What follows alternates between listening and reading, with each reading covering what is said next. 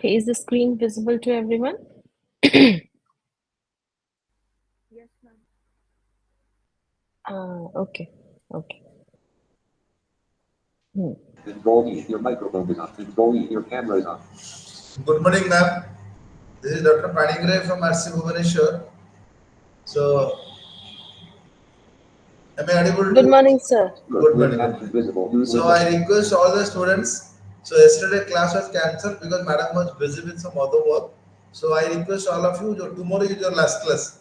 So, the yesterday class, same time, the 11 o'clock, ma'am will take the last class. All is all right, ma'am? Yes, sir. I'll let you know in a while tomorrow. For tomorrow's class, I'll let you know in a while. I might be occupied at that same time, but I will let you know, and then accordingly, I'll communicate with to the students the Okay, same fine. thing.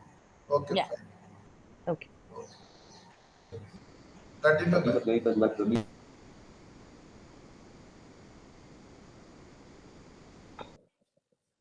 Okay. So let's start with communication and entrepreneurship. Okay. So so we have studied about communication as a whole, right?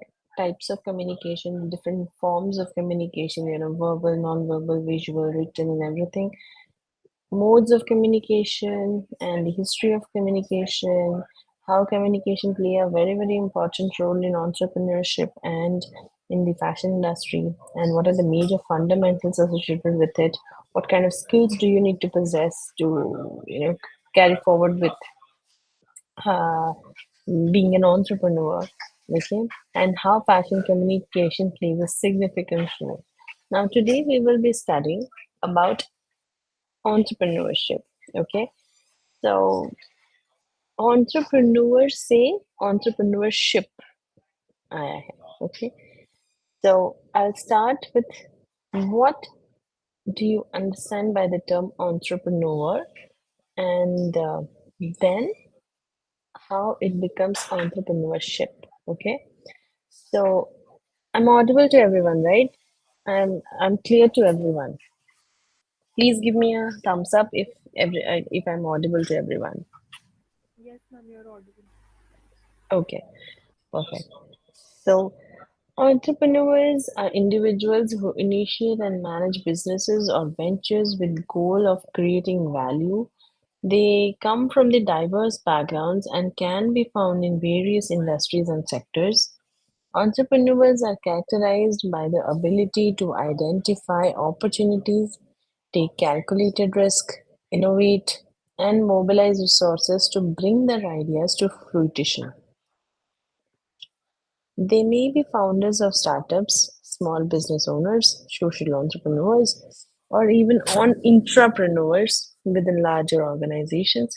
Ultimately, entrepreneurs are driven by a passion for their ideas, a desire to solve problems, and a willingness to persevere through challenges to achieve success. Okay.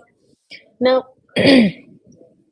entrepreneurs are individuals who has the ability to think something which is really, really different.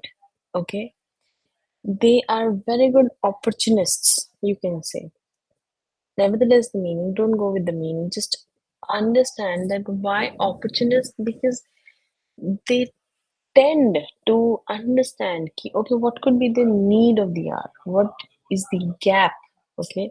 They identify the problems, they identify the market gaps, they identify the possible areas where something can be restructured or something can be structured, okay, which makes life simpler, easier, and adaptable, right? So they they are called opportunists because they understand the opportunity.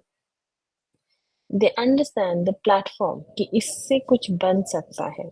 Okay, so entrepreneurs are someone who has that knack of doing something which is different, doing something which will be fruitful in the coming hour, or in the next hour. Okay, uh, working with someone um, where you never knew that that could be a possible need. Okay, so they are called entrepreneurs. Okay, so someone must have thought, okay, of the idea of कि you know कि अपने से कुछ करते हैं. We don't want a salaried job from 9 to 5. Okay, we don't want to be into that stereotypical race. We want to do something out of our own. Okay, and they are driven by a passion. They're always driven by a passion, and that passion serves as a goal that they want to achieve in the near future. Okay, it acts as a catalyst. The passion acts as a catalyst or a driving force to achieve something in their life. So you need to have that curiosity. You need to have that passion in yourself to, or a desire to achieve something in whatever way you wish to. Okay, so that makes you an entrepreneur. Okay, when you are self driven by your own passion, by your own thought of creating something which is really, really new, something which is really, really worthwhile, okay, in the near future. So that's the thing, you know, which propels you to become someone that you have never thought of maybe 10 years down the line. जो आपने कभी सोचा नहीं था कि मुझे ये बनना है, बट आप बढ़ते गए अपनी जिंदगी में, and then you eventually explored, and then you thought of you know bringing something new into the plate. That is one way of an approach. Okay, if you think of another way, कभी कभी मजबूरी भी बन जाती है एक ताकत. Okay, your कि आपने देखा कि बहुत प्रॉब्लम हो रहा है इस जगह में, यहाँ पे कुछ करना चाहिए. There are lot of problems you find, you know in which you will find somewhere or the other. For example, if I talk about the textile industry, the cottage industry, it is it is actually thriving now. Why? Because a lot of people have taken it as a soul of interest, as a major area of interest to work. Okay, and how do they work? They work with the fact that कि इसमें इसमें कुछ हम करेंगे तो इस sector का कुछ भला होगा, इस ये सेक्टर को बहुत अच्छे से ग्रो करवाया जा सकता है. They find the opportunity that lies within that sector. So the idea is that they they it becomes a need. जब आपको रात में you feel that कि okay कि the passion is something which doesn't let you sleep. Okay, it doesn't let you sleep. Now when you know कि okay ये sector में बहुत potential है, when you understand the potential of a sector or a sphere, so you don't want it to go into waste. You want to do something out of it. And मान लो आप खुद भी उस उस spear में, उस sector में उसके एक पार्ट हो. ठीक है, और आपने देखा कि you are not being able to afford a healthy lifestyle, you are not being able to educate your children. So कभी कभी ये मजबूरी भी ताकत बन जाती है. Then you struggle hard, then you toil hard to bring something, okay, which eventually helps you to uh, have a better lifestyle, right? So opportunity, so which is why I call entrepreneurs as very good opportunists. Okay, very good opportunists. Is that clear to everyone who are entrepreneurs? Yes, ma'am. Okay, any doubt you have? No, ma'am. Okay, okay. Now coming to entrepreneurship now. Okay, so entrepreneurship is the process. Okay, now आपने सोचा, आपको बनना है, आपने किया. You need to have that passion in yourself to drive something. Okay, and उस drive को propel कर, जैसे कि आपको गाड़ी चले, आपको मन है कि मेरे पास एक फरारी हो. Okay, फरारी को लाने के लिए you need to have that much money, उतना पेट्रोल होना चाहिए, सब कुछ होना चाहिए आपके पास, तभी तो आप उसको ड्राइव कर पाओगे। You need to know driving. So lot of things comes into force at together. ठीक है, वैसे ही एक बिजनेस को सेट करने का आपको मन है कि ओके मेरा फॉर्ब्स अंडर अंडर 30 में मेरा नाम आए, ओके, तो उसके लिए आपको बहुत सारी चीजें काम करनी होगी। Okay, you need to involve yourself in lot of processes of developing self development, organizational development. You have to exhibit lot of characteristics. So in that case, so what happens is all of the process that gets involved in making or achieving your dreams come true, or bringing your dreams into life, so the process of making it happen is called entrepreneurship. Okay. So the process of making it happen is called entrepreneurship. Let me read out for you. Entrepreneurship is the process of identifying, okay, creating and pursuing opportunities to develop new products, services, or business. It could be in any form. It could be in any form. If you develop, for example, if I talk about Ola and Uber, now think ये कितना feasible हो गया हम लोगों के लिए. We don't have to walk a mile to fetch for an auto or a cab, right? It comes at your doorstep. So someone has thought of it, right? Someone thought of it. Someone wanted to make it more practical and feasible. So which is why you are getting your Ola and Uber at your doorstep, and you pay a price, and then you're good to go, right? So that's the power of creativity, that's the power of being an entrepreneur, that's the power of breaking the stereotypes. आज की date में ऐसे बहुत लोग हैं जो कि ओला उबर के बिना जीना उनके लिए मुश्किल है, right? They do not feel like entertaining the local autos. You are safeguarded, you have your you know your access is it is, yeah, so your access is it is pragged. Okay, so everything is on point, right? So if you see other, for examples, if you talk about you know someone is uh, okay, huh. so so that is the thing, right? Now when I talk about so those are services or business. For example, if you talk about the OU rooms, it's a very famous organizational startup. Okay, and how it's a multi-million business now. So you have to see through कि इससे क्या benefit हो रहा है लोगों को. Why is it locally or readily accessible? It's because the concept was very new. The concept was very nice. For example, Airbnb. The concept is very nice. You rent your property, okay, for a short period of time, which will cost you lesser as compared to hotels, and at the same time, you will be given all of the services that you ever you get in a hotel.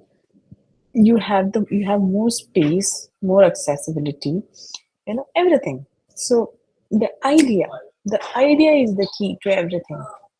We need to have a very niche idea, very beautiful idea, so that you can flourish in the market.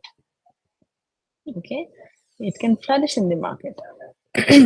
So, if you become an entrepreneur, you need to think that how much job opportunities you are going to create out of your own job, right? You being the founder member of an organization, and you would be playing a very very pivot role in the economic growth, in job creation, and innovation in society, right? So that is the thing. That is the thing, right? That when take the praise, or when you appreciate your thought कि इससे कितनी लोगों का घर बस जाएगा. Okay, it could be a very small idea, but a very very ये कहते हैं ना छोटी चीजों में it's a packet of bomb, like एक छोटा सा bomb but big dhamaka. So वैसे वाला scene. So that's the thing. So you don't have to think something really big to make it really big. It could be a very small, simple idea, but the idea has to be really, really profound in order to make it big. In order to make it big in terms of driving the sales, in terms of having a beautiful market for yourself, having a huge target audience, having, you know, so so these are the thing, right? These are the thing. So in fashion, if I talk now, everyone is talking about sustainability. Okay, now there are a lot of startups before this sustainability concept. Okay, started getting popular. There was one company, okay, Rent the Runway. Okay, so there's one fashion company who it was. So the concept of that company was that it was for people, okay, who do not wish to invest or put their money into a garment which would cost you some 8 lakhs, 10 lakhs rupees. Okay, what they did instead was they said then we will provide you with the garment for your big day or any celebration that you wish to go and attend, and we will be providing you with the garments, but you will have to rent it. You will have to pay certain amount for that garment to wear it for one day. So the concept was very, very, forward. So the idea was that you don't have to buy it because the concept was always that we have to buy something in order to wear something.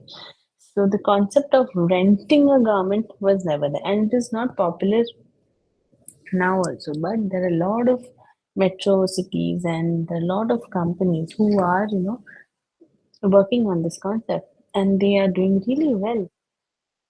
They are doing really well. So that is the thing that when you understand the idea or have a dimension to think beyond, okay, so it propels you to move higher and achieve higher in your life.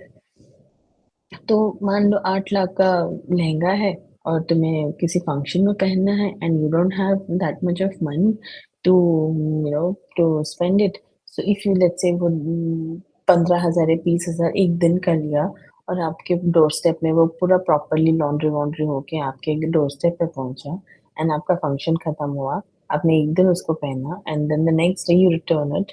Okay, you pay the price, you return it, and then they will put it, take it from you. So imagine that is such a word. So the idea, तो तुम्हें वो dress पूरा खरीद के अपना covered fill करने की जरूरत नहीं है. So you can you bought the dress. आपकी जो इच्छा थी कि मुझे अच्छा पहनना है, बहुत अच्छे डिजाइनर का पहनना है और वो फंक्शन अटेंड करना है. So your wish is fulfilled anyhow, right? You don't have to stack it on your cupboard. And parallelly, your wish is also getting fulfilled. So why not? Right? Why not? So the central idea is that you'd have to be really, really creative and you have to find out opportunity. So how do you find an opportunity? Let me be, clear on this also. So when you observe the situation as is and you understand and you try to get into the deeper insights of the problem, that's when you understand that okay, these are the areas where we really need to work on. These are the areas which where we actually, can bring in something into the light. Okay, and that really helps. That really helps, right? So you understood the difference. No, sorry, the idea of entrepreneur and entrepreneurship. Yes, ma'am. Okay, why are not other people responding? Am I audible to everyone? रुखसार शर्मिष्ठा तो ने, हाँ वो उन्होंने तो बोला. कुसुम, हीरा,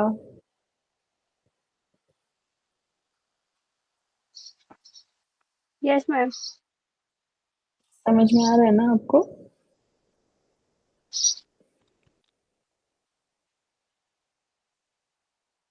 Neha, are you there?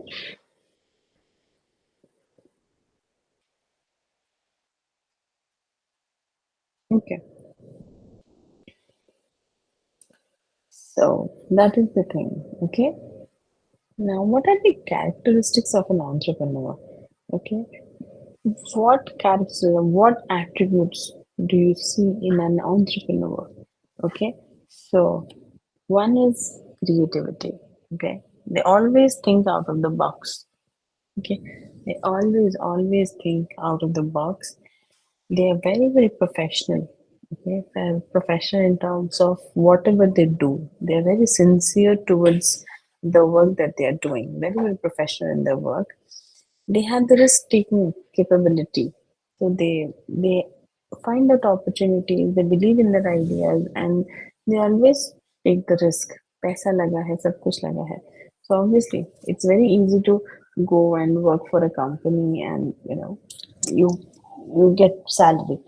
But when you start making things out of your own, and you have the power to take that risk, so obviously, so you will be more worried than a person who is having a 9 to 5 job. So you have taken that power into control by taking that risk.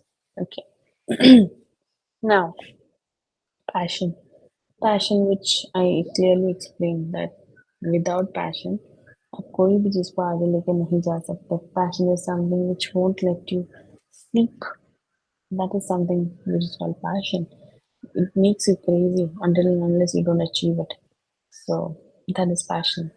Knowledge, of course, you have to be really knowledgeable.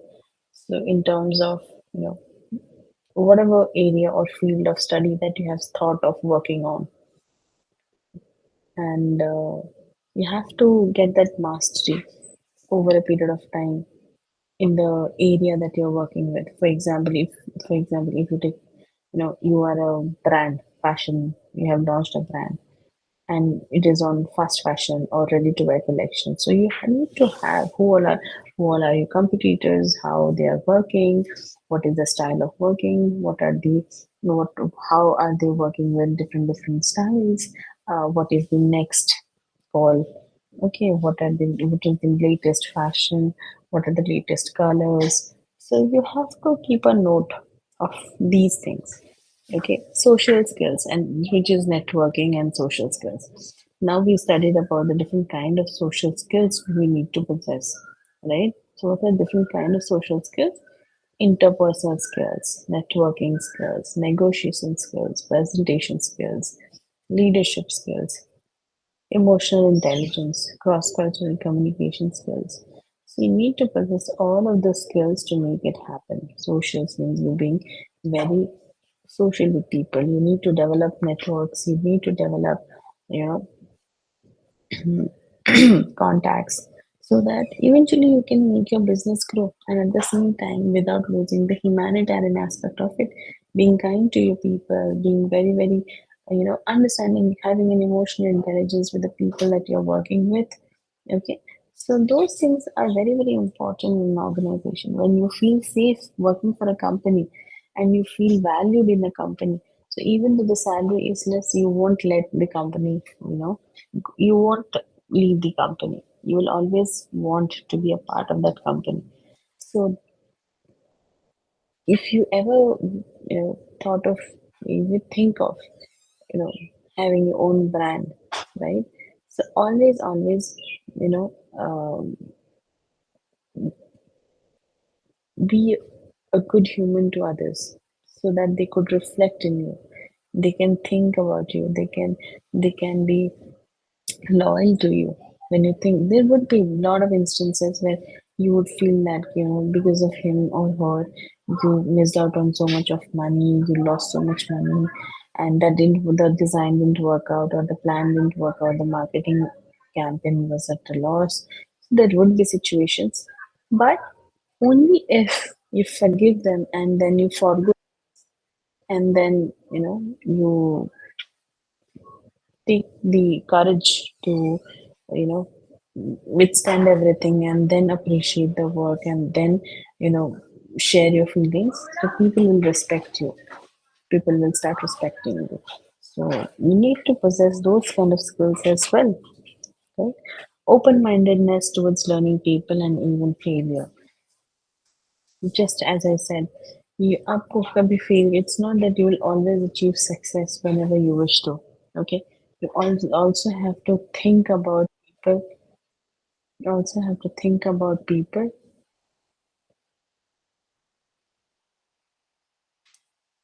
Just a second, yes.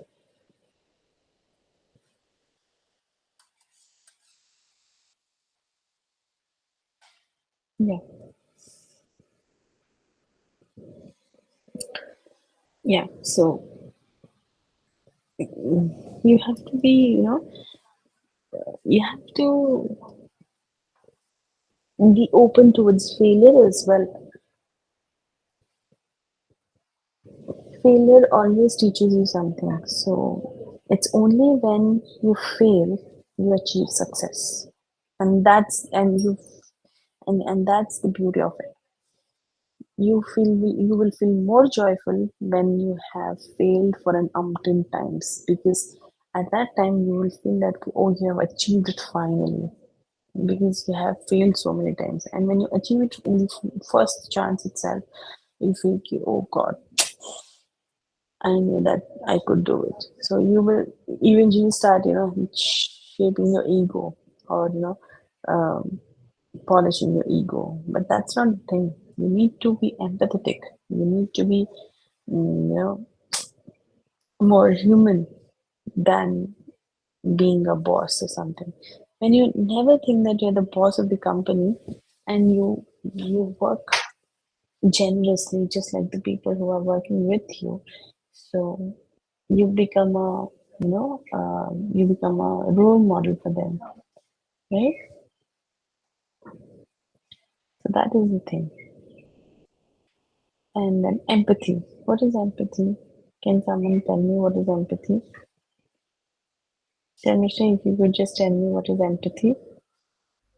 When you exactly feel what the other person is feeling, when you feel that the same thing has happened to me, reciprocation Mhm. of that feeling. Reciprocating their feelings and feeling that you, thinking that you have stepped into their shoes and what would be their reaction be like, and accordingly you respond to a situation. Anya Jaiswal, if you could just please switch off your camera, that would be great. Anya Jaiswal, please switch off your camera.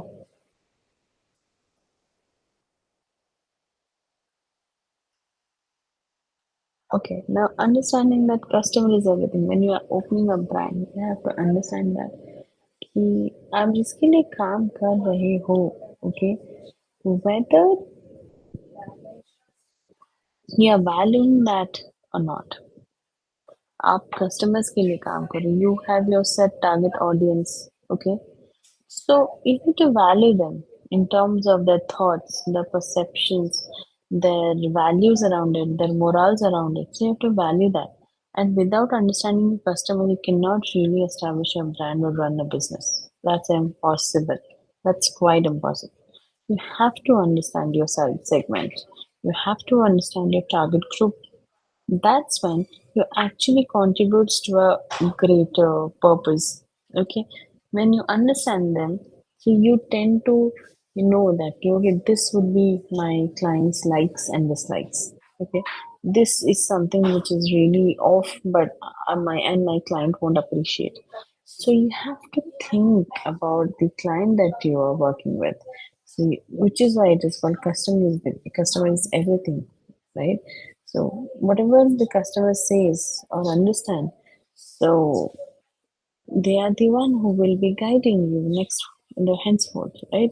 So they will give you insights कि okay, ये करने से ये हो सके होगा और ये अच्छा लगेगा. We would want something like this in the upcoming collection. This colors, this prints, this silhouettes. So they will help you. Okay, okay, okay. You want something like that, so we will get it designed for you.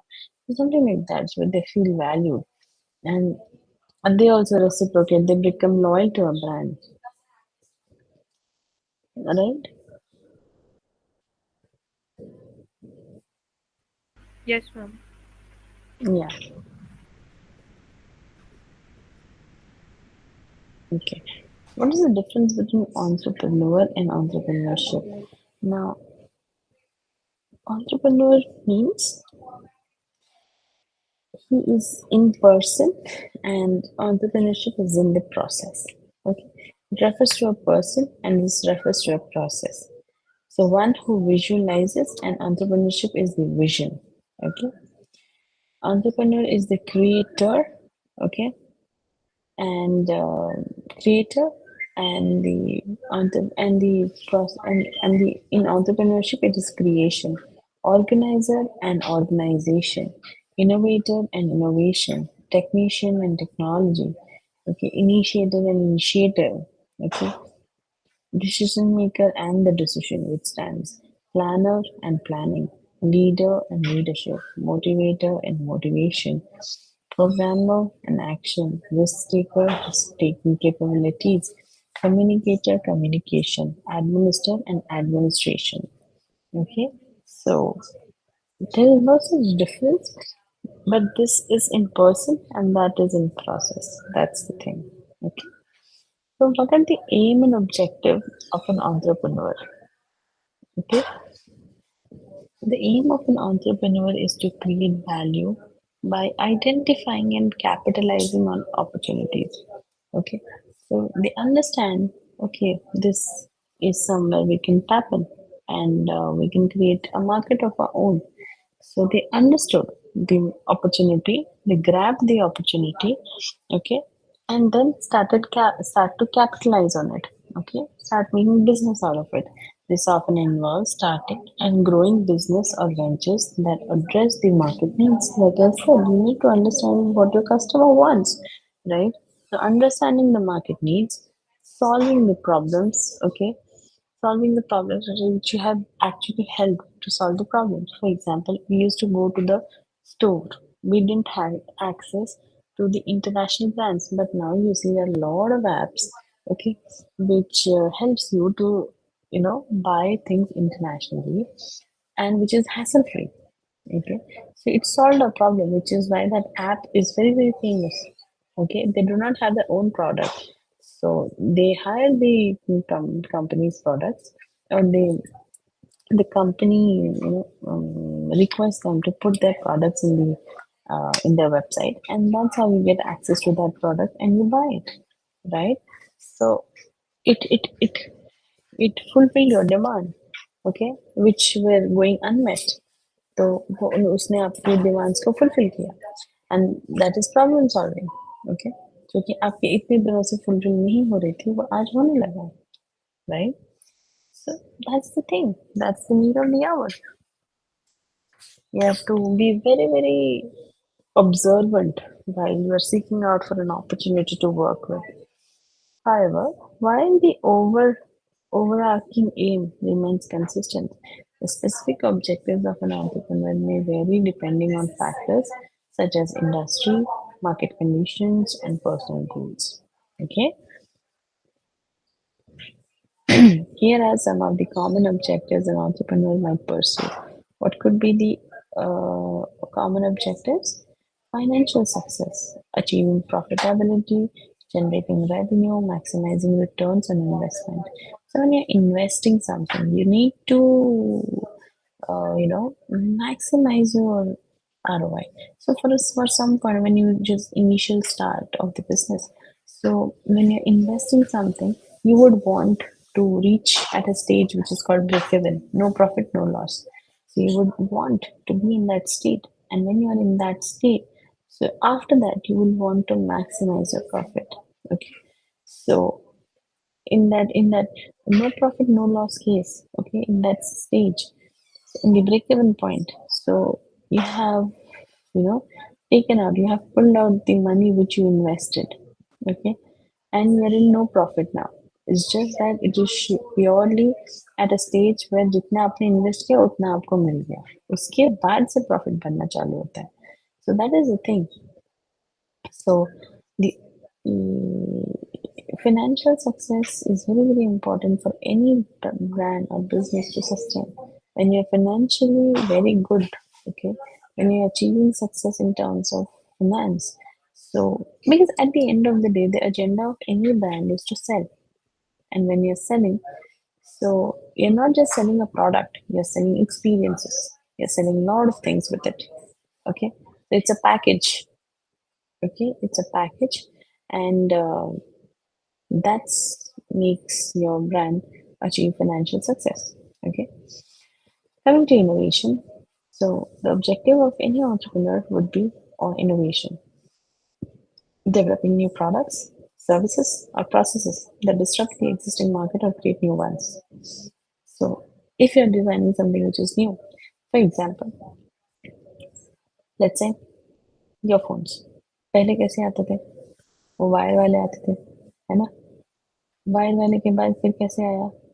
Bluetooth वाला आया, है ना?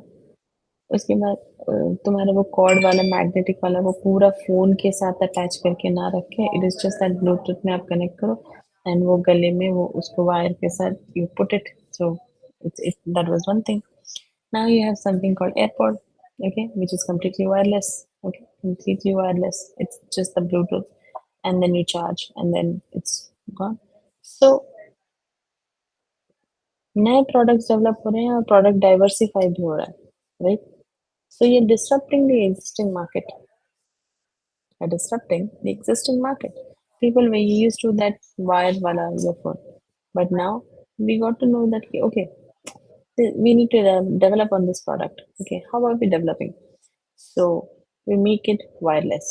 So when we make it wireless, so what happens is it's more feasible, but at the same time you also have the risk of losing it, right?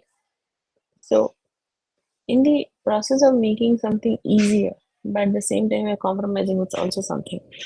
But a good marketeer will always focus on the good aspects of it.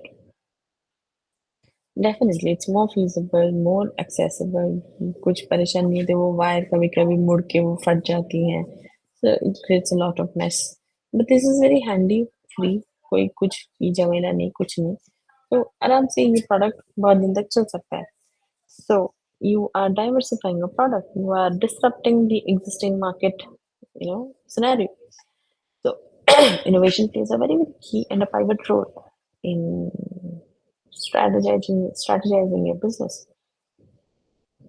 Market leadership, establishing a strong market presence and gaining competitive advantage over rivals. Okay, so you need to have a very strong market presence. You need to collaborate with designers. You need to collaborate with fashion icons. Okay, and you have to bring your presence. आप ऐसा कुछ करके ठीक है, आप लोगों के सामने जैसे कि आप को या लोग they can recognize you, they can need to understand your presence, they need to feel your presence in the market, and that's when you gain competitive advantage. Okay, so there will be n number of brands who will be working on similar lines and similar profitability ratios which you are incurring, but people, your presence would make a strong competitive advantage over anyone if you are really there on the social media. When people know you, you have celebrities collaboration, you have big personalities collaboration with your brand, and people know you for what you are and how are you working. So that's when it makes a significant difference, right? There are n number of factors, but Amitabh Bachchan is still now is one of the most renowned and famous artists that we have ever got in our life. So it helps to gain a competitive advantage, right? So just a second, give it 2 minutes, huh?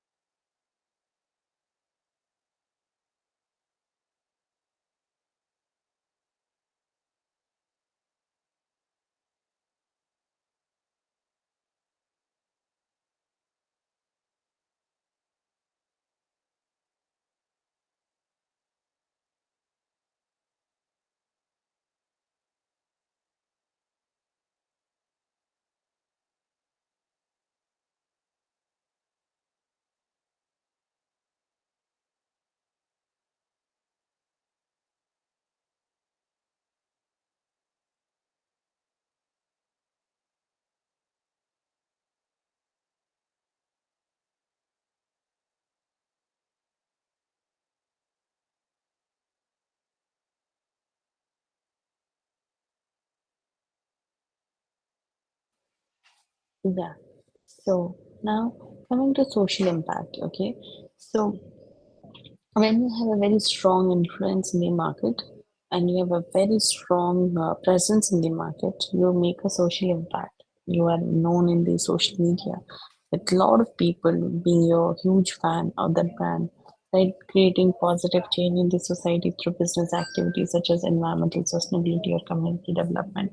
And you're actually working for a brand, you need to understand that how are you making a presence, in a good way or in a bad way, in what way?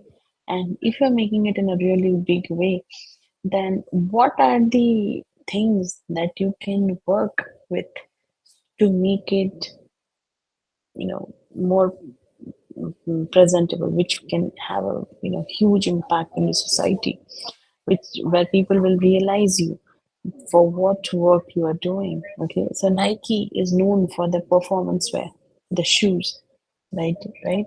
Adidas is known for the performance, right? Apple is known for the product, the services that they provide with, right? So the German-made engineering cars are the best in the world, right? So how are you making a presence? How are you making a presence?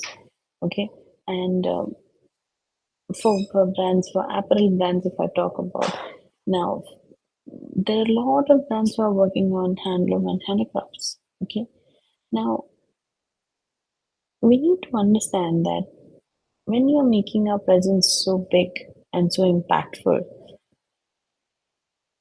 are we adhering to the ethical guidelines? Are we ethical as a brand? Are we doing really good as a brand? So, so it's very, very important that how are we contributing to the society and how, in what way are we making an impact?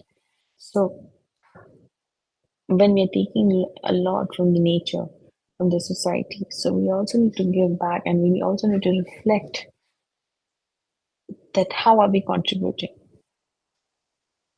And when you understand that, you unlearn certain things. You unlearn certain things, and you somehow you try to make something which is actually beneficial or actually will benefit the society in large, right? So that's that's the power of uh, establishing a strong market presence and having a competitive advantage. Okay. Yes, Sarmishta, you were saying something. No, ma'am. Okay. Okay.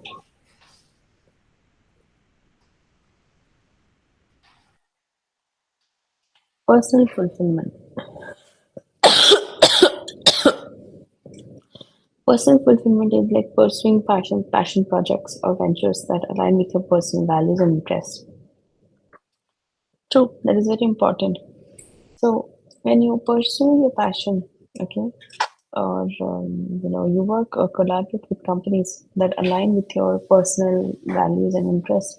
So you, for example, if you like painting, so आपके Instagram में feeds वगैरह भी आप देखना, वो painting से related कुछ ज्यादा ही आते होंगे. It's because you have an interest in that direction, right? And it gets aligned to what you want to see. So whenever you're working with something that really intrigues you or interests you, okay, so it helps you to bring out that inner child in you and helps you to work in a much more efficient way and much more better way, right? So you also need to look at your personal uh, values and sense of fulfillment so that you can work better. Okay, growth and expansion, scaling the business by entering new markets, expanding product lines, or diversifying revenue streams. Okay, now obviously, when you're working day and night for a company, and that's true for your own company, you would like to, you would like or love that brand to grow, to expand. across different markets, you know, extending product lines, you know, and channelizing a product to different collaborations. So you grow as a brand, you grow as a whole, okay, expanding your business, and which leads to more profit, and more revenue generation. So that is important. You always need to think big so that you can grow from where you are. Customer satisfaction, like I said, customer is the key. Okay. So when you provide them with high quality product or service that meet or exceed the customer expectations, that's when the customer becomes loyal to your brand. They become very loyal to your brand. It's because of the fact that, you know, they develop a very good rapport with your brand. They trust you. They trust you as a brand. That they understand that okay, this brand won't ditch us. This brand always offers good quality, high quality products that would meet our need, or whatever we are expecting. I would get that in that store, right? And eventually, you build a legacy. You create a long lasting impact through the creation of successful business. Okay. For example, if you talk about, Tata, they're industrialists. They have n number of companies, right? But they have a long term, long lasting impact through the creation of successful business. If you talk about the lineage, they have left a very good impression. Okay, they have left a very good impression. But and it holds a significant value in the future generation, because you are working, you're a part of that legacy, and which you cannot dilute, cannot afford to dilute, right? So you build a legacy as an empire. Okay, so these objectives and actions and decisions of entrepreneurs as they navigate the challenges and opportunities of entrepreneurship helps to build a very, very successful model in business. Okay. Now,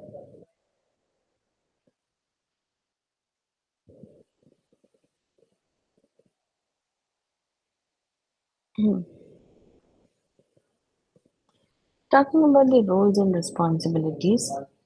Now, there are, for everything that you have, you do when you are a student, when you are a professional, when you are a child, for every role as a mother or a father or a brother or a sister, for every role that you are, you are born with. So you have certain responsibility that comes with it. You all would agree with it.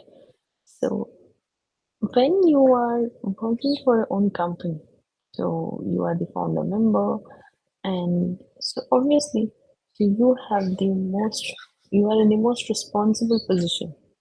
So you have all the responsibilities on your shoulder, right?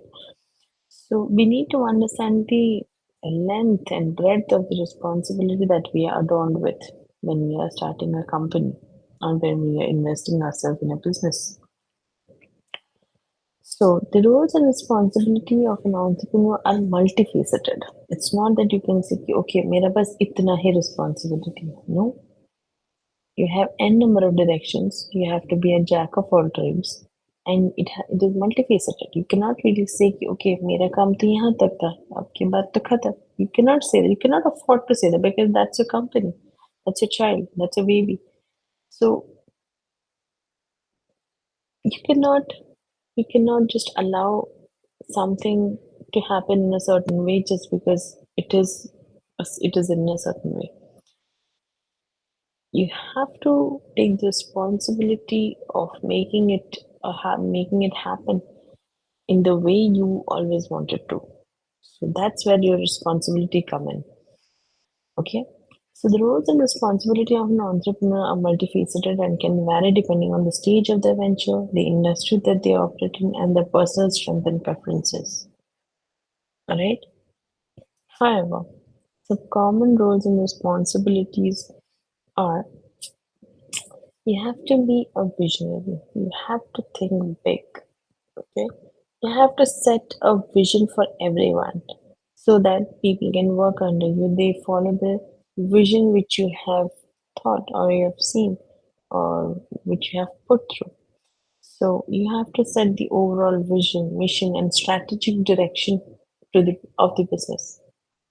To make it run, you have to decide on the vision, mission, and strategic direction that you yourself have thought to make that business grow. Okay, so that so you become a visionary of that for the brand. Okay, innovator. Okay, identifying opportunities for innovation and driving the development of new products, services, or processes. So you identify the opportunities. You identify uh, the market gaps. You identify the you know um, problem areas, and you wish to bridge that gap. And that's when you bridge that gap, you become opportunist. You become an entrepreneur. You start working for that gap that you identified. Okay, and you constantly evolve. Constantly evolve. You cannot really see. Okay, अब अच्छा business यहीं तक ही grow कराना था अब छोड़ देंगे no that's not the thing, right? So you constantly evolve, you constantly grow. So that's a little innovator in you. Okay.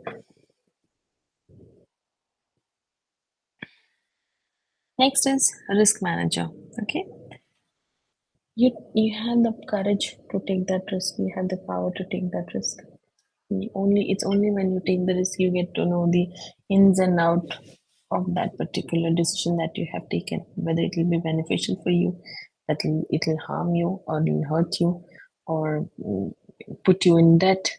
Okay, so you have to evaluate or calculate the amount of risk that you are putting yourself with. You need to assess and manage risk associated with the business, including financial, operational, and market risks. And that's very true. Whenever we are running a business, it's not only about the risk of money. It's also about the market. It's also about the people. It's also about how are you know, um, how are your decision, how are your decision uh, helping the market or the people uh, or the business? How are your decision impacting the business in a good way or in what direction it is helping people? So you have to understand, you have to evaluate and calculate the amount, the percentage of risk that you are or people are going to get through. Right? So now coming to decision maker. Obviously, you take critical decisions for your organization. It plays a very, very important role. You need to understand कि कहाँ पे हमें किस तरीके से in decision लेना है when it comes to resources, manpower handling, when it comes to money, operational, pricing, marketing strategies, everywhere. Everywhere you have to take a critical decision. You have to see that कि ये decision का क्या impact होगा. You permutate, you combine, you see, you evaluate the decision. इस decision का क्या resultant होगा, and the best decision you will always take for your company, right? जैसे हम आपके friends हैं, भाई हैं, या फिर the parents, they evaluate the best for their children. Likewise, they take the decision for their children. It's because they know the ins and out. They have much more experience, right? And accordingly, they take the decision.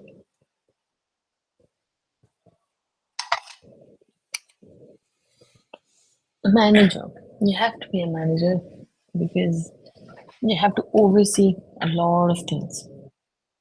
You have to manage the employees, you have to manage the vendors, you have to manage the stakeholders of the project, where you have to manage the work, the operations, the logistics, everything.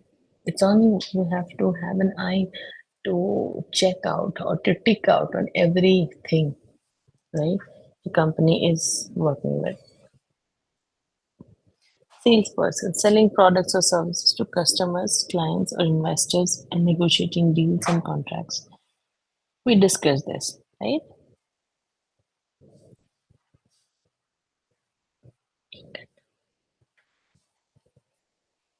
Okay. Now coming to marketer, developing and implementing marketing strategies to attract and retain customers, increase brand awareness, and drive sales. Okay. So, marketer is the one who actually helps you in implementing the marketing strategies and which helps you to understand that how this product would work for you, right? How this product would work for you and क्या करने से इसका reach बहुत अच्छा हो सकता है, right? या तो क्या करने से मार्केट हम और कैप्चर कर सकते हैं? Can you give me example what all recent marketing strategies which you see in day-to-day life people they take that they work with? Can you name them some? On social media, on display ads, billboards, influencer marketing,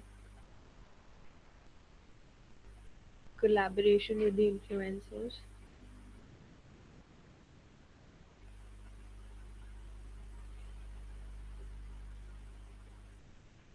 Hello.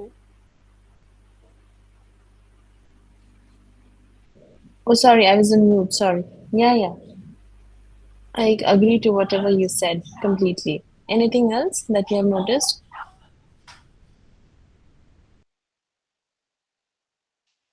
Shamishta? No, ma'am. Today, Okay. digitalization is very much in the picture, so everything related to it I've said. Right. And anything which you generally see in, brick and mortar stores? Sorry, ma'am. Anything that you see, any kind of marketing strategy that you see in brick and mortar stores, Sorry. physical stores. Yeah. Right, right.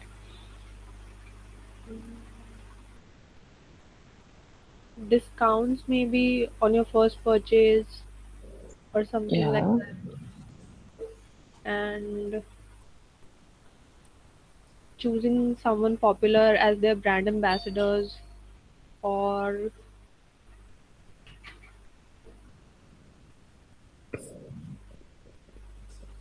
I don't know. That's it. That's all I Okay. have to say. Okay. Okay. Okay. Okay. Okay. So,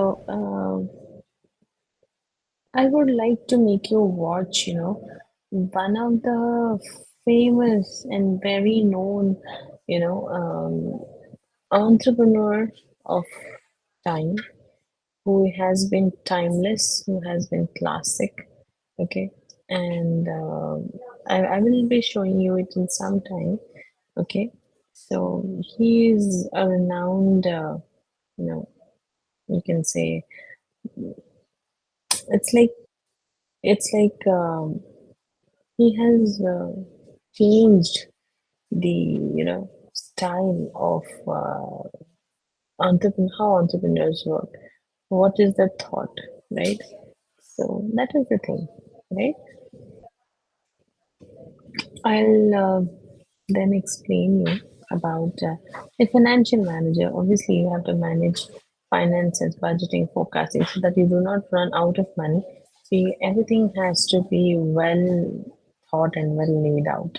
So everything has to be properly planned. How much money you're going to invest on marketing, how much in forecasting, how much in running the business, salaries, operational heads, assets, asset building. So all of that has to also be taken care of. Networker, like I said, that you have to maintain relationships with people, okay, which will include customers, suppliers, investors, mentors, industry peers. So you have to build a good rapport with everyone, okay. So it's really wonderful to see, to how people have you know grown, and how people have strongly built big empires only through networking. Okay, so if I talk about addressing the challenges of problem solving skills you need to have, okay, lifelong learner who is continuously seeking for knowledge, skills, and insights to stay ahead in a rapidly changing business environment. Okay, so you have to constantly evolve. You have to constantly unlearn to learn certain things, right? So that's the beauty of being an entrepreneur. That every time, every day you grow. It's not that a degree or a certificate will tell or justify your competency, but you as a person will define or set norms or set standards of being who you are, right? And how your business is performing. That will be a testament to the work that you're doing, right? Brand ambassador representing the values, culture, and brand identity of the business, both internally and externally. The roles and responsibilities require a diverse skill set, including leadership, communication, strategic thinking, adaptability, resilience, and entrepreneurial mindset. As the business evolves, entrepreneur may need to adapt and take on new roles to delegate responsibilities within the organization, right? So you need to have a diverse skill set. It's not only that कि एक चीज में आपने mastery हासिल कर ली तो that is the thing. No. So you need to understand that कि how does it happen, right? You have to be a jack till of all trades. Okay. So that is the thing. Okay. Now I'll be showing you. Uh, okay. I'll be showing you a documentary, okay, and where you can see that how they, grab the opportunity and how have they established themselves as big brands. So I'm going to show you a documentary of Coco Chanel, okay, where you would understand um, how was the life of that designer and how she find out opportunities, how she established that brand. Okay, so it is all about that. Okay.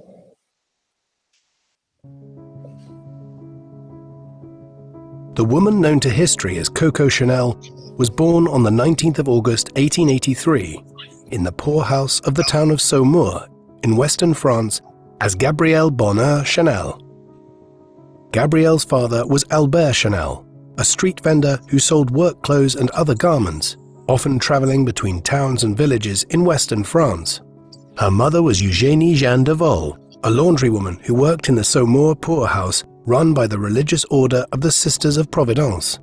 Coco's baptismal namesake, Gabrielle Bonheur, was a nun at the poorhouse in Saumur, who agreed to act as her godmother.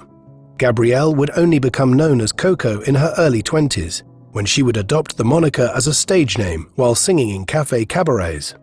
Her birth name was originally registered through the Saumur poorhouse as Gabrielle Bonheur Chasnel, with an S in the middle of her last name, presumably a clerical error as her mother was too ill to be present at the registration and her father was travelling selling clothes at the time of her birth. In later life, Coco never changed this error on her birth certificate.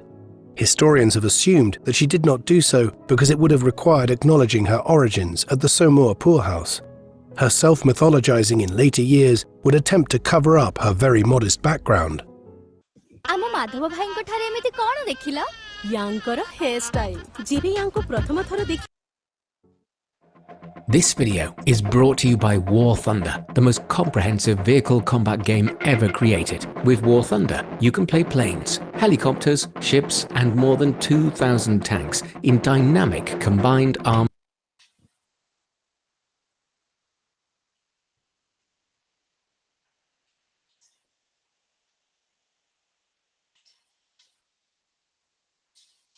decorator for your vehicles. Albert and Eugenie. They had Gabrielle was the second child, born to Albert and Eugenie. They had already had another daughter, Julia, born the previous year in 1882. Yet the couple were not married at a time when having one, let alone two, children out of wedlock was frowned upon in Catholic France. Gabrielle's mother's family began to apply pressure on Albert Chanel to marry Eugenie, which he did in 1884. Gabrielle's childhood was an extremely difficult one. Her parents eventually ended up having 6 children. After Julia and Gabrielle, they would go on to have 3 boys and 1 more daughter. Alphonse in 1885, Antoinette in 1887, Lucien in 1889, and Augustin in 1891, though the latter died at just 6 months of age. The family lived in poverty-stricken circumstances, eventually settling in a 1-room apartment in the town of Brive-la-Gaillarde, to the east of Bordeaux and south of Limoges. It was here that Gabrielle's mother died in 1894, when Chanel was just 11 years of age. In later years, Coco claimed that Eugenie died of tuberculosis, a disease which was ravaging Western society at the time, but it seems more likely that she passed from a combination of the family's impoverished conditions and pneumonia, exacerbated by her failure to recover from one pregnancy after another in the 1880s. When she died, Albert was unable to look after the 5 surviving children and maintain his job. Thus, the Chanel boys were quickly sent out to get jobs, while Gabrielle, Julia, and Antoinette were sent to a convent in Aubazine, which functioned as an orphanage. They were raised here throughout their teenage years in a tough, Spartan environment. Yet it was significant in Chanel's development in one way in particular. It was here that she first learned to sew in the mid to late 1890s. When she turned 18 years of age in 1901, Gabrielle had to leave the convent at Aubazine. She headed for the nearby town of Moulins, and it was here that she first acquired the name Coco as a stage name when she became a performer at the local cabaret pavilion. This was the era of the Moulin Rouge and the Folies Bergère in France, while the venues where Coco performed in the town of Moulins in the 1900s were doubtlessly less salubrious than those in Paris. They were indicative of the wider Belle Époque culture into which she was emerging as a young woman. By the mid-1900s, she had drifted to the larger town of Vichy in the Auvergne-Rhône region of central France, with its numerous concert and cabaret halls, often spending the summer months here when Vichy was visited by many tourists, looking to avail of the spa baths and then returning to Moulins in the off-season. It was in the latter town where she began a relationship with Étienne Balsan, a former cavalry officer and member of a leading textile design family. They began a lengthy affair. Some studies of Coco Chanel's life have implied that her nephew, André Pallas, was in fact an illegitimate child born to Coco from her affair with Balsan, but this is almost certainly incorrect. In reality, André was her nephew, having been born sometime earlier to Coco's older sister Julia and a man whom Julia had met while still living at the convent in Aubazine. Julia ultimately ended her own life when the boy's father left her for another woman, and Coco undertook raising her effectively orphaned nephew for many years, sending him to boarding school while she worked in Moulins, Vichy and other towns in the 1900s, and then in Paris in the 1910s. By the late 1900s, Chanel had set herself up in Paris, thanks in large part to financing from her new lover, Captain Arthur Edward Capel, the son of a wealthy British shipping merchant and a noted polo player in England, along with backing from Balsin, who she continued to see at the same time.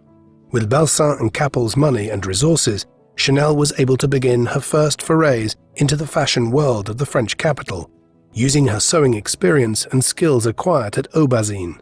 In 1909, she set up a millinery shop at 160 Boulevard Malesherbes. Her apartment upstairs, which was provided to her by Balsin, became a meeting point or salon for members of the Parisian French upper middle class. All of this was important in more ways than one. While Balsin and Capel provided Chanel with the material resources necessary to start the House of Chanel company, they also introduced her to French high society in ways which allowed a woman from a very humble background in Western France to begin to learn what people with money wanted to wear and generally how they wanted to be perceived by those around them. This was as crucial to the early success of Chanel as the financial backing of her lovers. At first, Chanel's business focused primarily on making hats. It was this activity for which she first acquired a license, becoming a milliner in Paris in 1910, the year in which the Chanel company is said to have started. Her first full boutique was established at 21 Rue Cambon, a stone's throw from the Place de la Concorde, the Tuileries Gardens and the Louvre on the right bank of the Seine. Soon she began expanding the business, with a particular emphasis on sports clothes that were fashionable as well as practical, what would today be called a country club aesthetic. This consisted of blazers, lined shirts, blouses, sweaters, and jacket suits at a time when individuals still played sports like tennis while wearing full-length trousers and other clothing which restricted one's movement. By 1913, Chanel had opened 2 additional stores, one in Deauville in Normandy in northwestern France, and another in the town of Biarritz on the Bay of Biscay, where she catered as much for the British and Spanish tourist trade as her French clientele. By that time, the business was successful enough that she was effectively financially independent, though she continued to see Capel throughout the 1910s, even after his marriage to Lady Diana Wyndham in 1918. However, he was killed in a car accident the following year, an event which Chanel stated many years later that she never fully recovered from emotionally. Chanel's business was, like a great many others, negatively impacted by the outbreak of the First World War in the summer of 1914. With most of Europe's great powers at war with one another, supply routes and trade were hampered across Europe, while the German campaign against shipping in the Atlantic Ocean also limited the supply of raw materials to France from the Americas. Consequently, the French textile industry encountered difficulties. But for Chanel, whose business was based on quality rather than quantity, things remained afloat. Her store in Biarritz did particularly well. Located in southwestern France, as far away from the fighting of the Western Front in northeastern France as one could get, the location benefited from neighboring Spain's neutrality and the influx of British moneyed tourists who could still afford to travel but found Paris or northern France to be off-limits during wartime. By 1917, Harper's Bazaar was reporting that Chanel's clothing was considered to be the most fashionable in wartime Europe. As a result of this success, Chanel was able to accumulate enough capital that when the war finally came to an end in November 1918, she was in a position in 1919 to purchase 31 Rue Cambon, a building just down the street from her original millinery shop in central Paris. Here she founded her first official boutique in the French capital shortly after the war ended. The post-war years were not ones of automatic recovery for the European economy. The years between 1918 and 1923 could be considered in many ways just as difficult as the 4 years of the First World War, as the Spanish flu swept across Europe in 1918 and 1919, killing millions as it did, while civil wars, revolutions and wars of independence ravaged nearly half of Europe's nations, notably Russia, Germany, Turkey, and the many constituent nations of the former Austro-Hungarian Empire. In this environment, luxury brands like Chanel faced a challenging time, yet this was also an age in which the upper class's wealth was relatively impregnable. Coco consequently benefited from her clientele being able to continue to buy her products in the late 1910s and early 1920s. Indeed, she actively courted the upper class and middle class intellectuals and bohemians in France and beyond, realizing that who wore her clothes was nearly as important as the quality of the products themselves. It was an early indication of her awareness of the importance of effective marketing, and Chanel was in essence a prophet of 20th century branding techniques in many ways. As the 1910s gave way to the 1920s, the Chanel brand and company really began to take off. This was aided by the economic boom, which began from the early 1920s onwards, as the political situation across Europe began to stabilize. Chanel was a great beneficiary of the Roaring Twenties, both because people had disposable income to spend on designer clothing and apparel, and also because Chanel's designs were of their time for the more liberal 1920s. Chanel clothing became particularly prized by flappers, the name given to young women in the 1920s, who preferred less conservative clothing and who enjoyed jazz music, socializing, and who had a much less conservative outlook on drinking, sexual activity, and public conduct than the older generations. In tandem, Chanel's profit and business operations began to expand significantly. By 1927, for instance, she had expanded to occupy a block of buildings, running from number 23 to number 31 on the Rue Cambon in central Paris, while outlets were opened in other towns and cities as demand increased amongst the middle classes. The 1920s also saw Chanel launch two of its most iconic products. In 1921, Coco released the company's first perfume. Chanel No. 5, as she named it, was a fragrance devised by the Franco-Russian chemist Ernest Beau. It was a balance of the delicate fragrances often worn by women of high society and the more daring, muskier scents favored by courtesans, thus appealing to a range of women in the more sexually liberated 1920s. The bottle in which Chanel was sold from its earliest days has become an iconic part of its brand, with a striking square, glass bottle, although the bevel has changed over the decades. The inspiration for this seems to have come from the toiletries, which Capel used to carry with him when he and Chanel were romantically involved in the 1900s and 1910s. These were held in plainer bottles than the elaborate cut-glass perfume bottles sold to women by many fashion houses. Chanel evidently liked the simplicity of the aftershave bottles and used them for Chanel No. 5, although it has also been argued that she was effectively mimicking the design of a whiskey decanter. Finally, the name was derived from the fact that when Beau had drawn up a number of different scents to present to Chanel, the one which she liked and which became Chanel No. 5 was simply the one located in the fifth vial presented to her. From such rudimentary beginnings was Chanel No. 5 born. Chanel used a clever marketing campaign whereby she first gave bottles of the fragrance to high society friends to generate interest in it. When it finally went to market in her boutiques, sales of the much-hyped perfume were immediately high. Nearly as iconic as Chanel No. 5 was the little black dress, which Chanel began to sell in 1926. Although black dresses had been a luxury item of high society during the Renaissance and Baroque periods, black clothing had become synonymous in the 19th century with funerals and with mourning. Chanel hoped to reverse this development, arguing that black dresses should be the height of fashion. As with all Chanel products by the mid-1920s, marketing was key.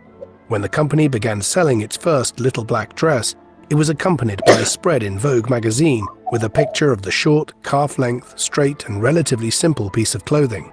Alongside this, Vogue ran an editorial in which it hypothesized that Chanel's little black dress was set to become the fashion equivalent of Henry Ford's Model T car, an item of high fashion which could be produced in bulk and so sold at a reasonable price, a development which the magazine supposed would make it, quote, a sort of uniform for all women of taste.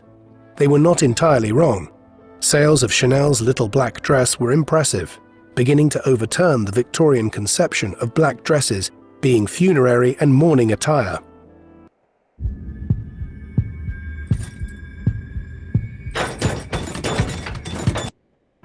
On the back of the success of Chanel No. 5 and the little black dress, Chanel's product range continued to expand in the 1920s and into the early 1930s, unhindered to a large extent by the Great Depression, which followed the Wall Street crash of the autumn of 1929. Her designs were eclectic. For instance, in the early 1920s, Coco began experimenting with Slavic-inspired designs. One evening dress, which Chanel began selling in 1922, came with a matching babushka headscarf. This was in part owing to her partnership with the embroidery house Kitmere, which had been established in Paris in the post-war period by Grand Duchess Maria Pavlovna, a granddaughter of Tsar Alexander II, who had ruled Russia as a reformer from 1855 until his assassination in 1881. Maria had fled her homeland with the onset of the Russian Revolution in 1917, and now brought an Eastern fashion aesthetic to the French capital, which Coco incorporated into her clothing range in the 1920s. Eventually, the collaboration between Chanel and Kitmere ended in 1928, when the Grand Duchess sold the business, which had been poorly managed and hemorrhaged money despite the success of its association with Chanel. Other successes of Chanel in the 1920s included the introduction of the first women's suit range, while the first Chanel handbag, the design of which was inspired, like so many other Chanel products, by the utility and simplicity of male soldiers' bags, was launched in 1929. One final element of Chanel's life which is worth noting for its lasting impact on society was sunbathing. For centuries in early modern Europe and into the 19th century and early 20th century, pale skin had been viewed as the ideal of female beauty. Cosmetics were designed to lighten the skin, and upper-class women and aristocrats generally tended to avoid the sun and its tanning effect. Yet there was a growing amount of scientific information to suggest that a certain amount of direct sunlight was good for avoiding diseases like rickets. Thus, there was a movement towards what we would now call sunbathing in the 1900s and 1910s, but it was Chanel who really popularized the notion in the 1920s. In 1923, while on a cruise on the French Riviera, Coco was sunburned. In the days that followed, as the redness turned to tan, she was photographed stepping from a boat at the seaside resort of Cannes. The photos of a woman who by the mid-1920s had developed a reputation as a paragon of fashion and taste quickly set off a trend whereby having a tan became a positive in European society. Incredibly, this simple act has had a lasting influence, and sunbathing became a 20th century phenomenon. In the course of the 1920s, Chanel began to associate her brand with the most visible aspects of contemporary popular culture. This meant anything on stage or on screen.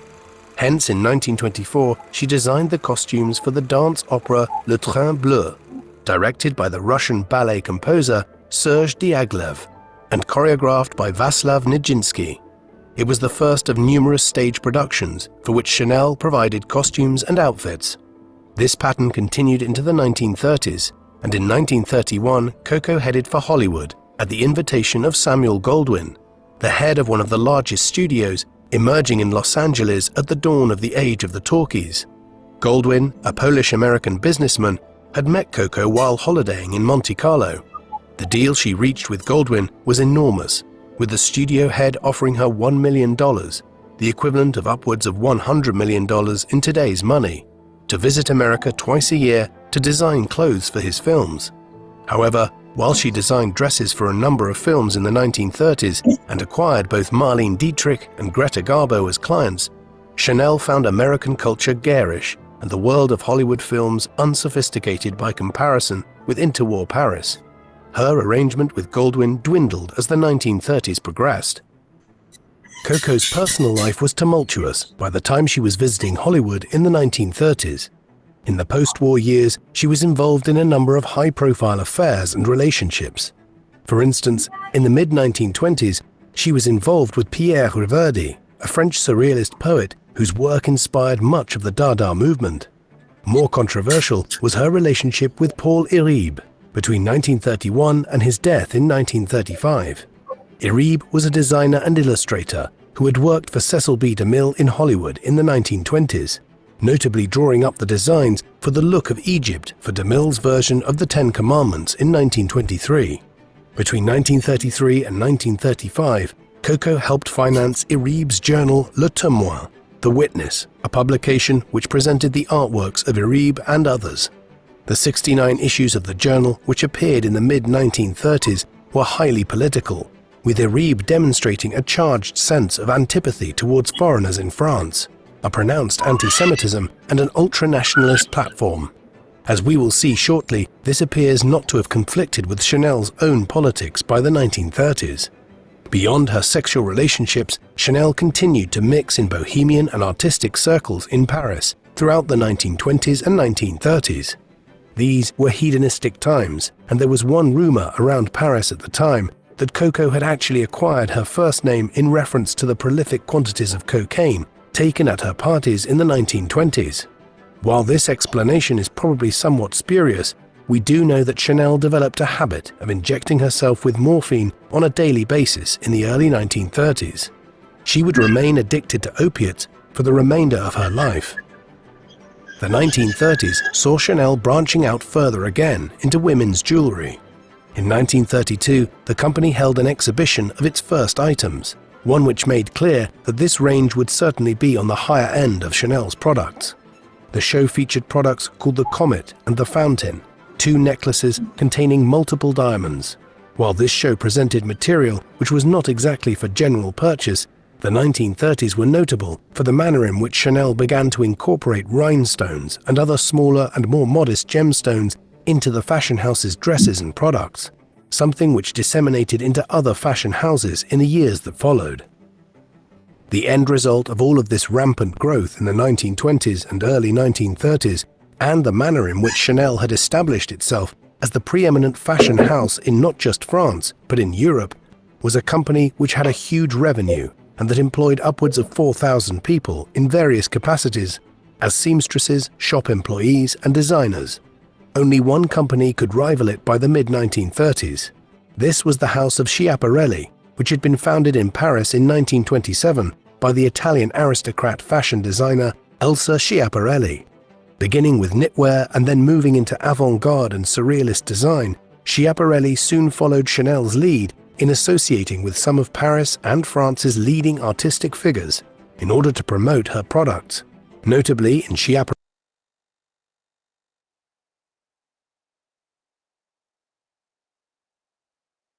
Guys, can you please tell me if when I'm muting the video, is the audio of the video is still audible to you?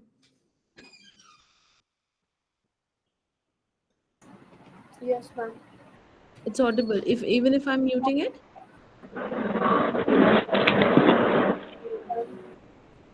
Sharmishtha, अगर मैं इसको mute कर रही हूँ video मतलब मैं अपने audio को और यूट्यूब में ये वीडियो चल रहा है तो ये क्या ऑडियो तुम्हें सुनाई दे रहा है ये ऑडियो वीडियो के?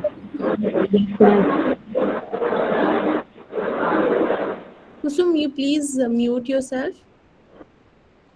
हाँ शर्मिष्ठा बोलो.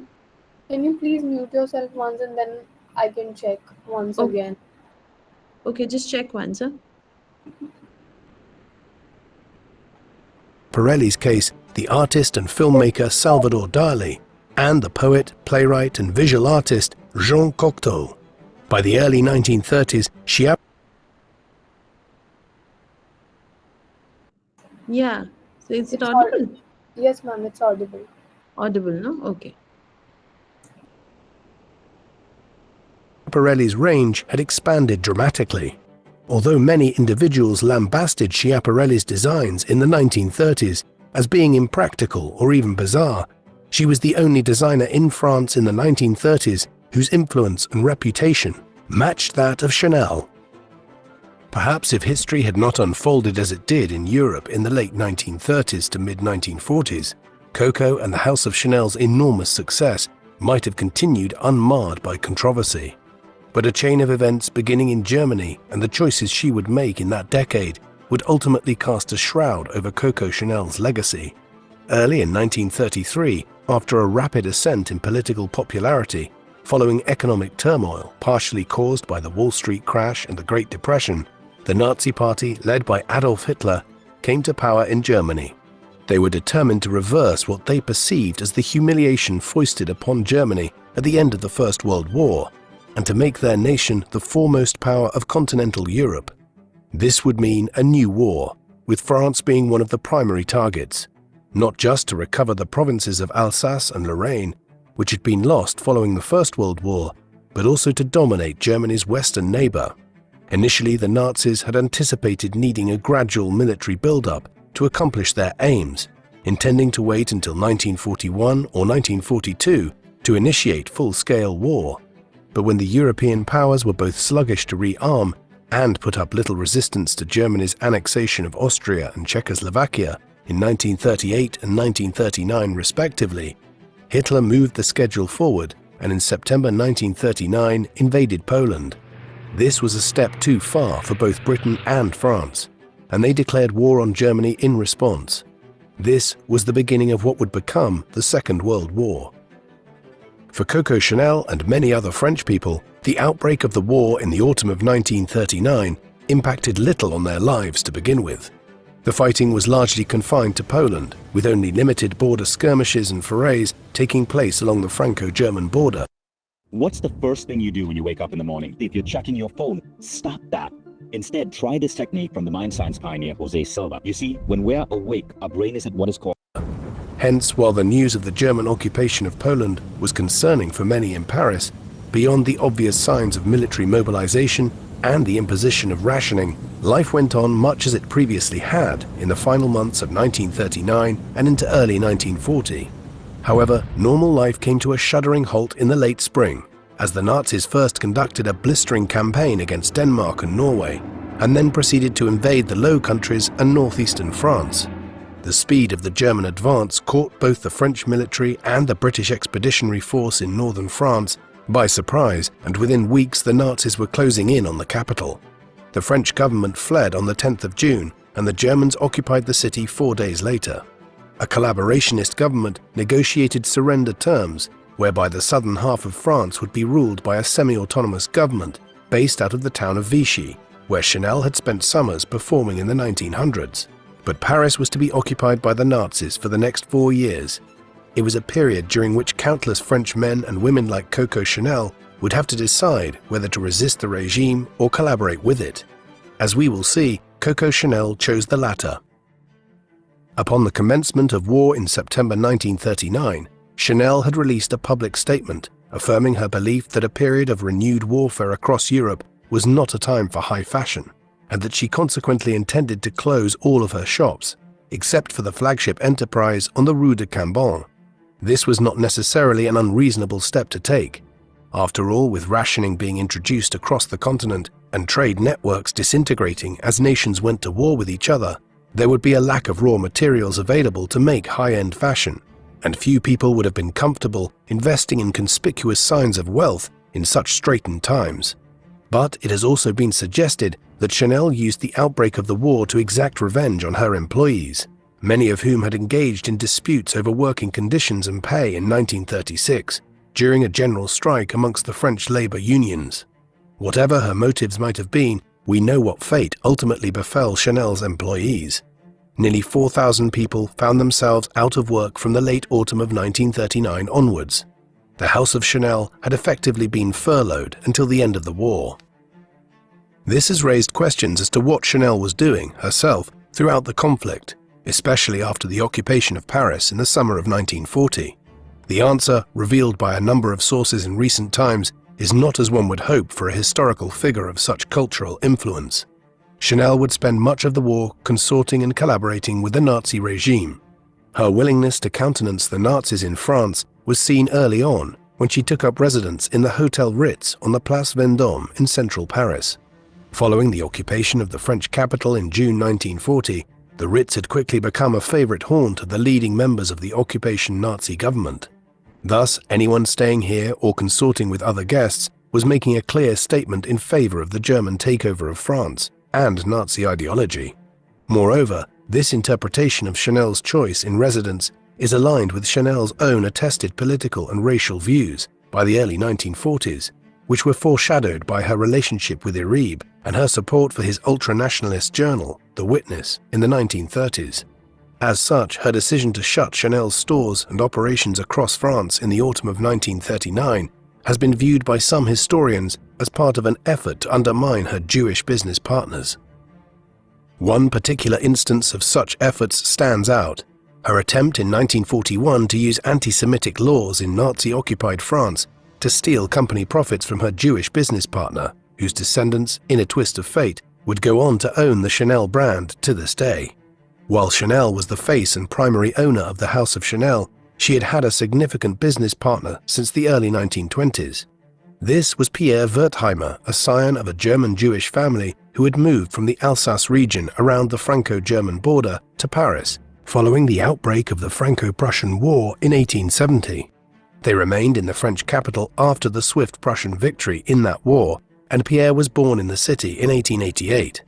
As a young man in his 20s, Pierre became involved in the cosmetics industry in France and helped develop a dry rouge for the notable French makeup company Bourjois. Such was the success of this product that Wertheimer rose quickly within Bourjois, and in 1917 he and his brother Paul had become directors thereof. It was just a few short years later that Chanel and Wertheimer began negotiations to use Wertheimer's business contacts and industry links to help market Chanel No. 5 globally. Eventually, Chanel, Wertheimer, and several other French and Jewish investors in the cosmetics and fragrance industry reached an arrangement in the mid-1920s, whereby the Wertheimers would effectively manufacture, distribute, and otherwise manage Chanel No. 5. They would receive 70% of the profits in return for effectively running Parfum Chanel.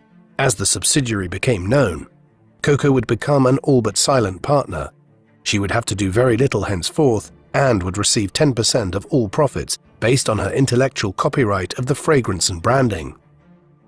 While many would have been happy with this arrangement, as the Wertheimers expanded the reach of Chanel No. 5 and increased sales in the course of the 1920s and 1930s, Coco became increasingly disgruntled. In 1935, she had already attempted to sue Pierre and his family, but the suit had failed as Coco was trying to dispute the validity of a binding legal agreement which she had freely entered into years ago. She now set out to use the occupation of France by the Nazis and the pronounced anti-Semitism of the new regime against the Wertheimers and their Jewish heritage. Beginning in 1941, she began petitioning the German occupation government in France to be given sole control of Parfum Chanel, using a Nazi law which allowed people of allegedly Aryan race to take over Jewish businesses. She was also able to claim that the Wertheimers had abandoned the business when they fled to the United States to avoid Nazi persecution in 1940. However, she was surprised to learn in the course of the summer and autumn of 1941 that Wertheimer had taken steps to prevent her seizing the company. Before he and his family fled France, he had transferred his 70% stake, and with it the controlling shares, to Félix Amiot, a businessman of Christian and French heritage with whom the Nazis would not interfere. Thus, Coco failed to secure control over Parfum Chanel from the Wertheimers during the war, but the entire incident evinced her willing to use anti-Semitic laws for personal gain. But Chanel's support for the Nazi regime and its ideology extended further. It is now clear that from 1940 she was deeply involved with the Sicherheitsdienst, or SD, an internal security service force within Nazi Germany and the occupied parts of Europe, which was headed in Western Europe by Walter Schellenberg. The SD is less notorious today than the dreaded Gestapo amongst the German security forces, but its range of operations and overall control of Nazi policing in countries like France was actually considerably greater than those of the Gestapo throughout the Second World War. Chanel had evidently come into contact with the SD and Schellenberg very soon after the Nazis occupied Paris in the midsummer of 1940. It seems beyond dispute today that she was an SD agent in Paris from that time onwards for the next 4 years. Given the nature of this activity, much of the documentary records for this clandestine work would necessarily have been destroyed, as the Nazis burnt their records in the French capital in advance of the Allied capture of the city in the late summer of 1944. But documents have been found in recent years which referred to Chanel as Agent F7124 in occupied France. This, along with ancillary information, points clearly to Chanel's collaboration with the Nazi regime. Another aspect of this entanglement with the Third Reich concerned Chanel's love life. Sometime after the German occupation of Paris in 1940, Coco began a relationship with Baron Hans Gunther von Dinklage. Von Dinklage was a German diplomatic attaché to the occupation regime in the French capital and also served as an Abwehr spy in Paris. He had close contacts with Heinrich Himmler, the head of the German SS and one of the senior-most members of the entire Nazi regime, and Joseph Goebbels, the German propaganda minister who had a major role in spying, propaganda and legal matters in France from 1940 onwards. By 1942, Chanel and von Dinklage were romantically involved with each other, and this continued throughout the German occupation of France and beyond. There is no doubting that this relationship spilled over from their personal lives into cooperation on various espionage and spying activities in Western Europe during the war. Perhaps the most explicit sign of this is that Chanel was considered for a time as a potential negotiator and liaison between the British Prime Minister, Winston Churchill, and elements within the Nazi regime led by Himmler, who considered that it might be best to negotiate surrender terms with the Western Allies rather than face the possibility of the Soviet Union overrunning Germany. This did not lead to constructive talks, but as we will see shortly, Churchill did intervene on Chanel's behalf in the closing stages of the war and following its conclusion in the summer of 1945.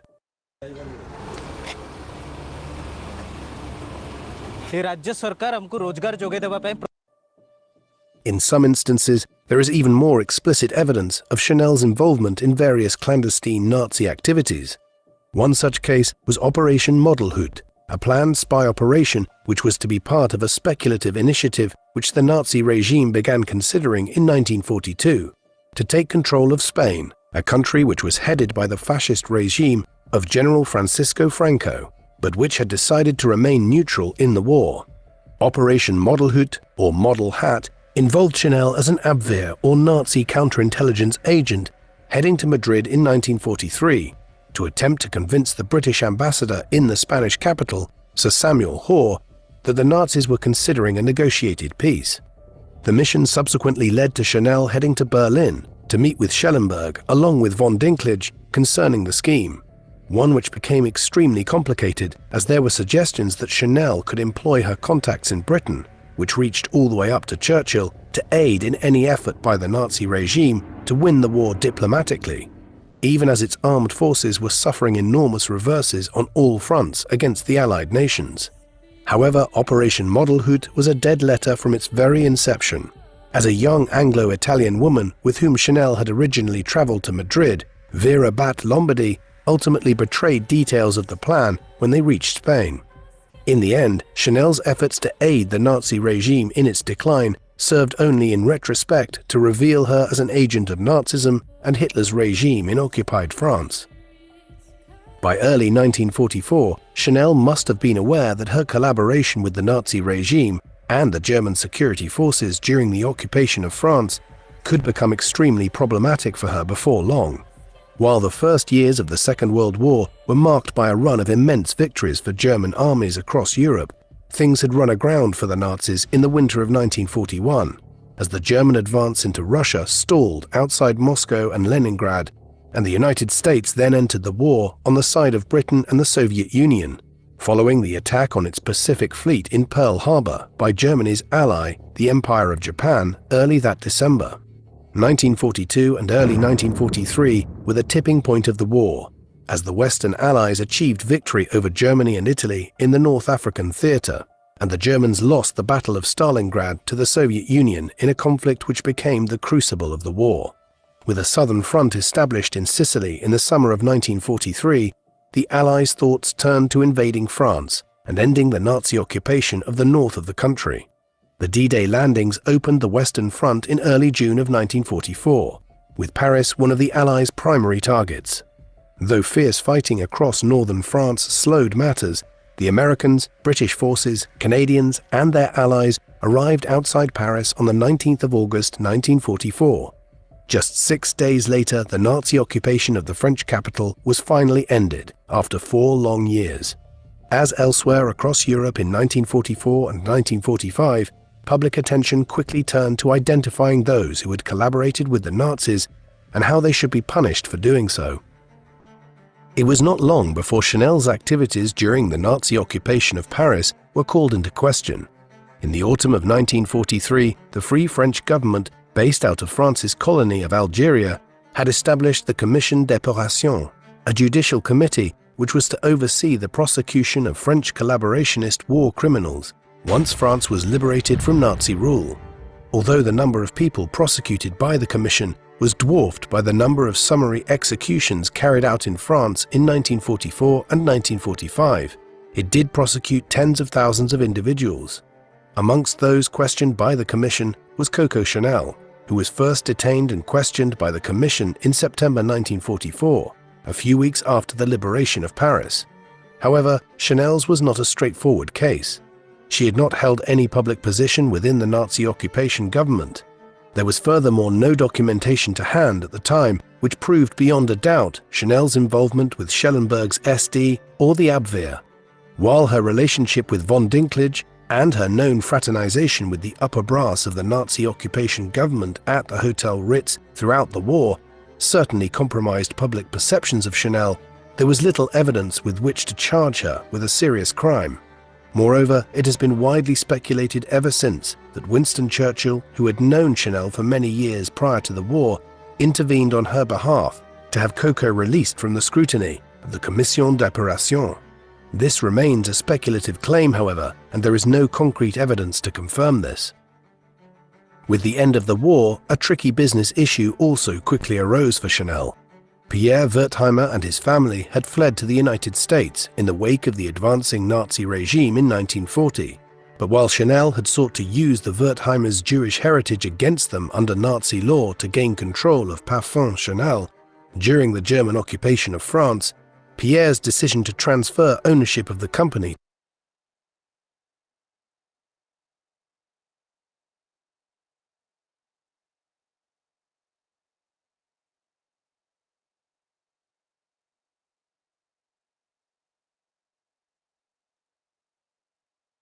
to Félix Amiot before his family left Europe had foiled her plan.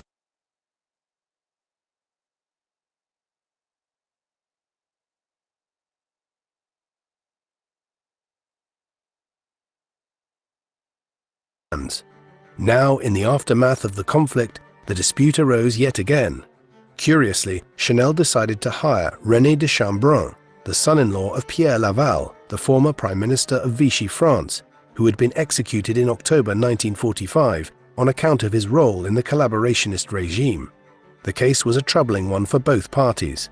Chanel did not wish to have her wartime record dragged out in public, while for Wertheimer, although he had done nothing wrong, the reality was that if Coco's collaboration with the Nazis was aired extensively in public, it would quite possibly lead to a boycott of Chanel perfumes and a drastic decline in his own profit margins. Accordingly, a settlement was concluded in the early summer of 1947, without airing the company's unsavory secrets in public, whereby Wertheimer would retain the controlling interest at Parfum Chanel, but Coco herself would continue to receive 2% of the profits from any and all future sales, as well as other financial investments. It might seem as though this was a financial defeat, but in reality, the sums involved made Coco Chanel one of the wealthiest women of the 1950s and 1960s. While Chanel had managed to rescue a piecemeal victory from the jaws of defeat when it came to Parfum Chanel in the years immediately following the end of the Second World War, her own public reputation was severely damaged by her wartime conduct within France. She decided to leave as a result. Already in 1945, once the charges against her were dropped and she was released from a brief imprisonment, she headed with von Dinklage for Switzerland, a nation which had remained neutral throughout the war, and which had the dubious distinction of becoming a haven for many Nazi war criminals during the late 1940s and early 1950s. She lived in the town of Lausanne, on the northern shores of Lac Le Mans, just over 25 kilometers from the eastern border of France, where she was constantly perturbed by the rise of new fashion houses in France, Spain, and Italy, such as those of Christian Dior and Cristobal Balenciaga, whose designs Chanel deemed to be far too rigid and conservative in comparison with the House of Chanel's clothing and products in the interwar period of the 1920s and 1930s. Nevertheless, the House of Chanel's reputation was badly damaged by the war, and Coco had little opportunity to revive it through to the mid-1950s. Indeed, as late as 1949, she was called to give testimony in a French court, where she was attacked for her links to the Nazis in the trial of Baron Louis de Vaufreland, a former Nazi intelligence agent. Interestingly, on this occasion, Chanel defended her character by claiming that Duff Cooper, a former British ambassador to France following the liberation of the country in 1944, and a diplomat appointed by Winston Churchill, could provide a character reference for her wartime conduct should it be needed. Exactly what she meant and what Cooper might have revealed remains frustratingly unclear to the present day. There was something of a coda in the early 1950s to Chanel's involvement with the Nazis and the security services in occupied France during the Second World War. After the war had ended, Walter Schellenberg, the chief of foreign intelligence gathering within the SD, and an individual that Chanel had some contact with during the war, though the extent of which cannot be fully determined, was arrested in Germany. Schellenberg was a senior security agent, but he was not implicated in the high-level decision-making that had either fomented the war or led to the Holocaust of Europe's Jews and other genocidal policies, although he clearly had engaged in genocidal activity, not least his involvement in managing the activities of the Einsatzgruppen and death squads on the Eastern Front following the invasion of the Soviet Union in 1941. Nevertheless, he did not stand trial in the first trial of the leaders of the Nazi regime at Nuremberg, from late 1945 onwards. Instead, he stood trial during the ministry's trial of second-tier Nazi ministers in 1948. It appears that Chanel was funneling financial aid to his wife and children during this period of imprisonment. Owing to his having provided extensive evidence on the actions of the SS and the Gestapo, Schellenberg escaped with a sentence of 6 years in prison when judgment was made in 1949. In reality, however, he only served 2 years before being released on health grounds, owing to an ultimately fatal liver condition. After his release, he headed for Switzerland, where he may have been entertained by Coco for a time, before ultimately settling in Turin in Italy, where he died in March 1952. When he died, it was Coco Chanel who paid for his funeral and offered further financial support to his widow. There can be few clearer statements of Chanel's sympathies and involvement with the Nazi security services during the Second World War than her continuing support for Schellenberg throughout the late 1940s and early 1950s.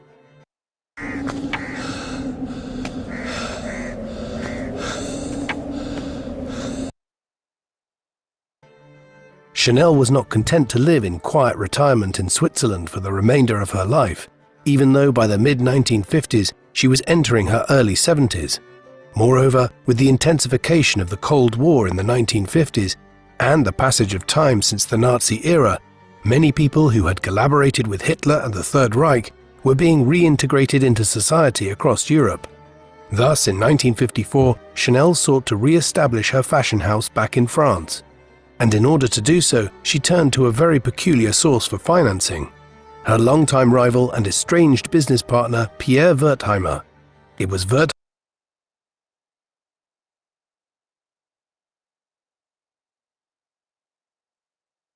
who provided the necessary financing for Chanel to launch a new fashion range in 1954, one which was critically lauded across the North American and European fashion worlds,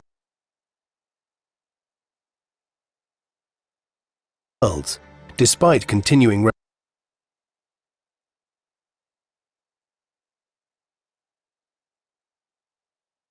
reservations in many circles about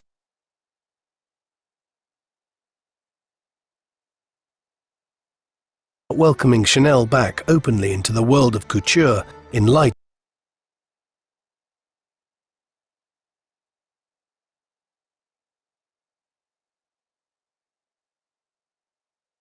of her wartime conduct, in particular the support of magazines such as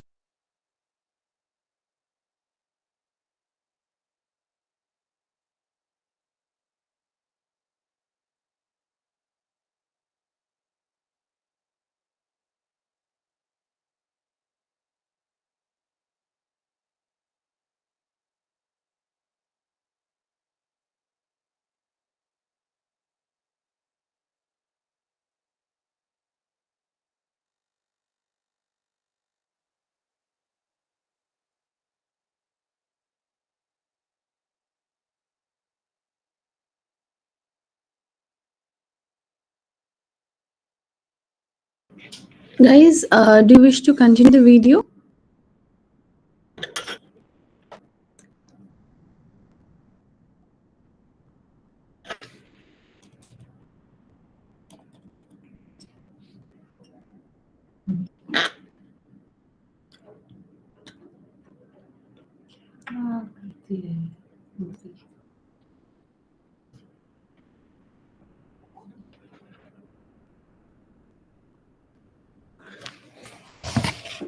Okay, so you watched the entire documentary of Coco Chanel, and there are a lot more, like 15-20 minutes more, in that documentary. So you can watch it all by yourself in YouTube or something. Um, I tomorrow I'll be I'll send the link. Yeah. So just a second, I'll send it right away.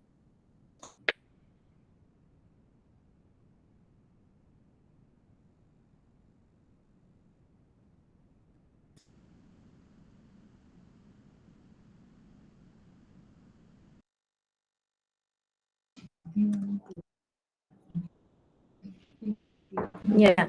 So what you can do is you can continue watching the documentary. It.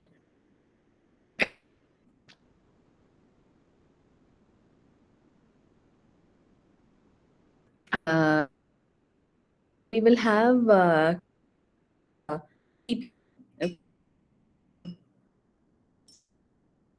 class tomorrow. The original had